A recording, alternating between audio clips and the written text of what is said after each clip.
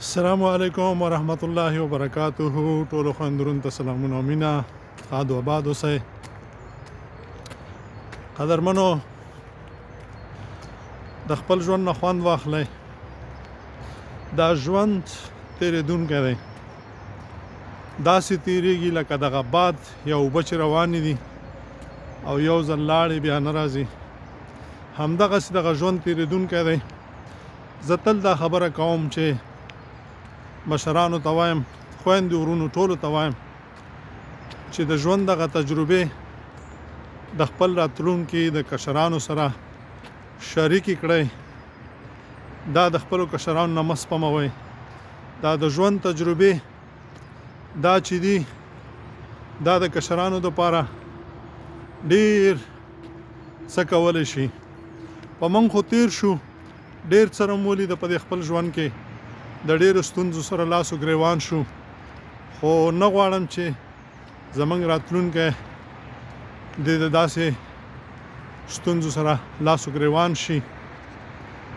تل د حق ملګري ولرئ، ښه ملګري ولرئ، داسې ملګري ولرئ چې تل تاسو ته نصیحت وکړه او په دې باندې مه خفه کېږئ. داسې ملګري باید ولرئ چې کله د تاسو نه غلطیانې کېږي، اشتباهات کېږي، په تاسو باندې نیوکې وکړي او بلکې درته ووایي چې دا مه کوه. که داسې کوې زه د تا سره ملګرتیا نشم کولی. دغه ملګري چې دي د حق ملګري دي. او که داسې ملګري وي چې هغوی درته راشي او درته ووایي چې راځئ سات تېري ده، دا سات تېري په خپله یو ډېره ښه ژباړه ده. سات تېرئ بس خلاص. سات ته د لاسه ورکئ، دا وخت ته د لاسه ورکئ او ځئ. نو عزیزانو، تل موږ او تاسې دا اورو د خپلو مشرانو نه چې دوست به دې وژړوي او دښمن به دې وخندوي. دغه سات تېریانو دپاره چې تاسو د ځانه سره بیئ، هر څه د لاسه ورکوئ. خپل هغه مالونه چې ډېر په سختیانو مو ګټلي وي د لاسه ورکوئ. خپل ځان، خپل اخلاق، خپل هغه خویونه چې د کورنیو نه مو زده کړي دي دا ټول د لاسه ورکوئ. خپلې کورنۍ د لاسه ورکوئ. موږ او تاسې ګورو کوم خلک چې د خپلو سات تېریو په غم کې ورک دي، تل د سات تېرۍ غم ورسره وي. هغوی تل د خپلو کورنیو نه لري.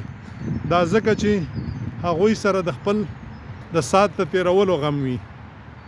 نو عزیزانو، ښه ملګري ولرئ، داسې ملګري چې تل تاسې ته نصیحت وکړه او تاسې هم ورته نصیحت وکړئ. دوستانو، په ملګرو کې چې باور نه وي ملګرتیا نه کېږي. په خپلوۍ کې چې باور نه وي خپلوي نه کېږي. په دوستۍ کې چې باور نه وي دوستي نه کېږي. حتی چې تر مېرمنې او د خاوند ترمنځ، د مور او د پلار او د خویندو د ورونو ترمنځ چې باور نه وي هغه کورنۍ په مخ کې نه ځي. الله مو ښاد و آباد لره. تل په حق ودرېږئ، تل د حق خبرې وکړئ، تل د حق د ملګرو ملګرتیا وکړئ، تل د حق په لارې باندې روان شئ. ځکه چې موږ او تاسې انسانان یو او الله رب العزت هم دې ته رالېږلي چې موږ او تاسې په حق وچلېږو تر څو د حق کور ته لاړ شو چې هغه د خدای رضا او جنتونه دي. السلام علیکم ورحمت الله وبرکاته.